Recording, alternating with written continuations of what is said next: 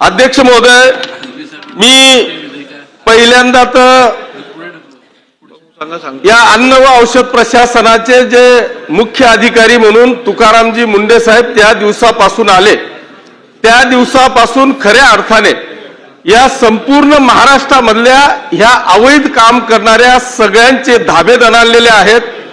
अशा या अधिकाऱ्याची त्यांच्या 25 वर्षाच्या सर्व्हिसमध्ये 27 वेळा बदली झालेली आहे. माझी मंत्री महोदयांना विनंती आहे की आता पहिल्यांदा त्यांच्या सर्व्हिसमध्ये एक अतिशय सुंदर असं डिपार्टमेंट त्यांना मिळालं आहे की ज्याच्यामुळे या महाराष्ट्रातल्या सगळ्या बालगोपालांपासून तर आमच्या माता भगिनींपर्यंतचं आयुष्य जे बर्बाद होणार होतं त्याच्यापासून ते वाचलेलं आहे.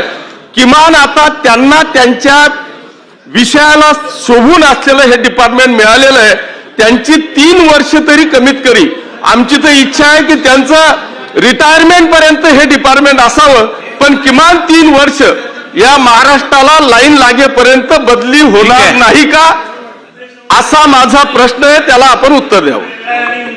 सन्माननीय अध्यक्ष महोदय, तुपावरचा प्रश्न बदली करणार नाही की इथवर गेला आहे. बदली हा विषयच येत नाही. कामकाज सुरळीत चालू आहे, सुरळीत चालू राहील.